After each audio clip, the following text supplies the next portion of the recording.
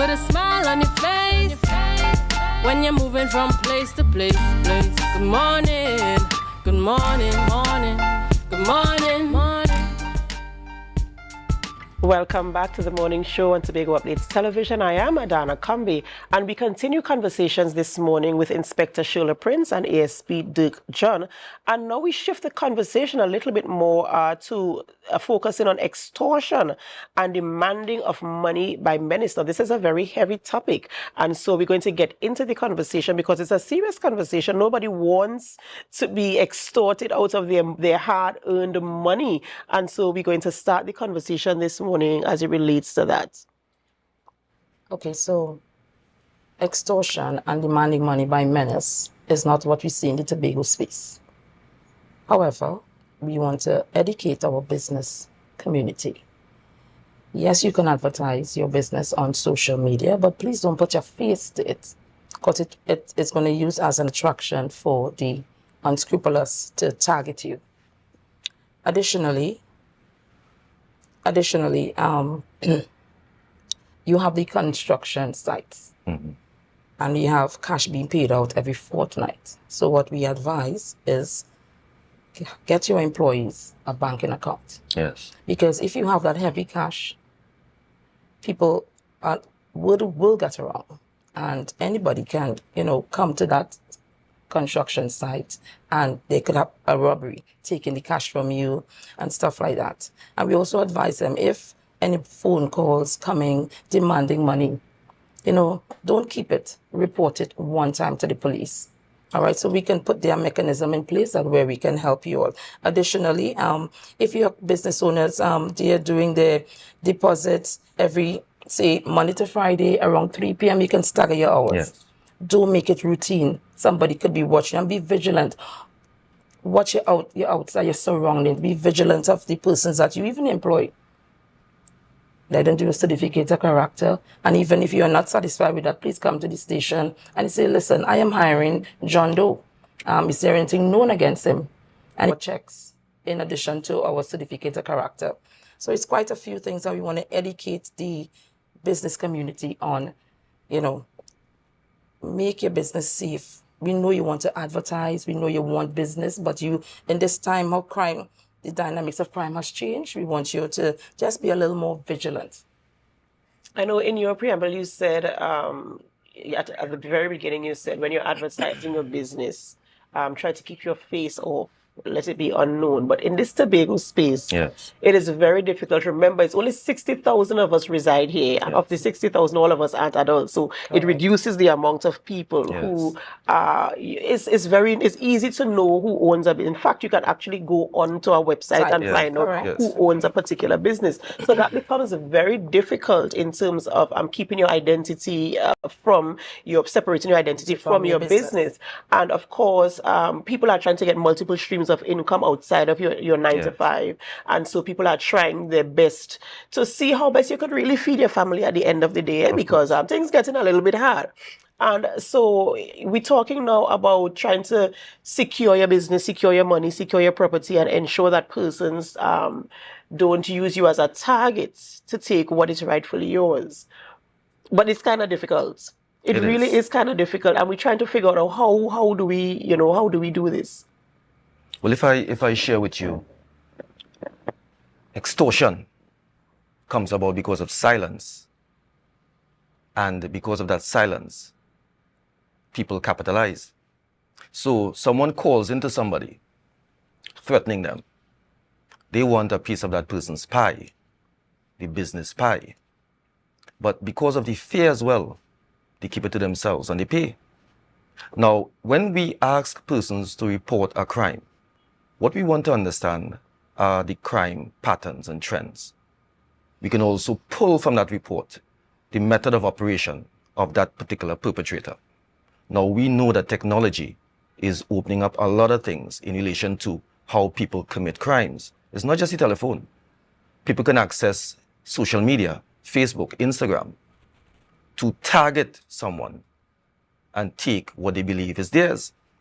So we would encourage persons, if someone call into them or reach out to them in whatever form or fashion, let us know. let us begin the investigative process towards prosecuting someone. Because once we cause that particular level of activity to be seen and felt, persons will be dissuaded to commit that type of crime. Can we put this type of crime in the same category as extortion? For instance, I think you mentioned it earlier.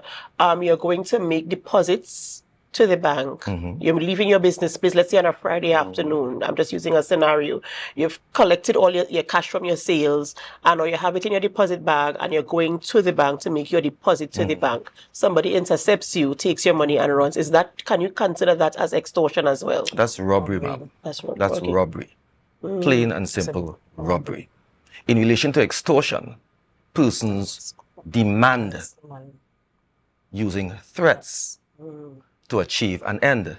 It may be money, but it could be some other form of benefit. So in relation to robbery, even though it falls under the same legislative coding, the Larceny Act is a different classification for us. You understand? Right. So in relation to protecting business persons from these unscrupulous persons, we need to understand how they carry about their act and how you should act to prevent that from taking place. And you know, sometimes you mention if somebody calls and they demand whether it's money or your property or whatever, because they think they're entitled to it.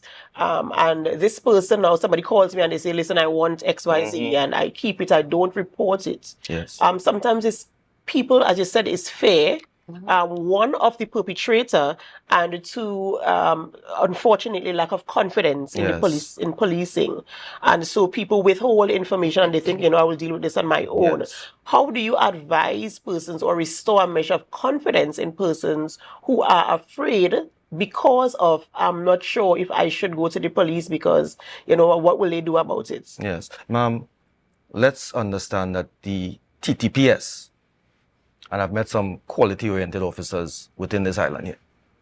We are professionals. We know what needs to be done. When a report comes to us, we have guidelines under our standing orders in order to treat with these reports. We also have layers of accountability in case an officer doesn't know what to do. So you have, based on that strata, layers of security as well as oversight in relation to managing a report that comes. Now, if you're looking at the sensitivity of the information, we also have coding. So if someone comes and we know how sensitive that is in relation to the person's background, business, probably the quantum of money, the sensitivity in it, we will manage it. Because we have experts, we have fraud experts, all right? We have organized crime experts. We have persons with diverse backgrounds who can treat with that level of concern that an individual may have when they want to report a matter. And additionally, Adanna, when you give in to the unscrupulous persons demanding money by Menace, and you don't report it, but you pay the money, you are going to, they will expect that you are going to continue the process. So we don't want you to start it. We want to finish it. All right. So that's what we are trying to say. Don't start the process. Don't give them away money that you work hard for.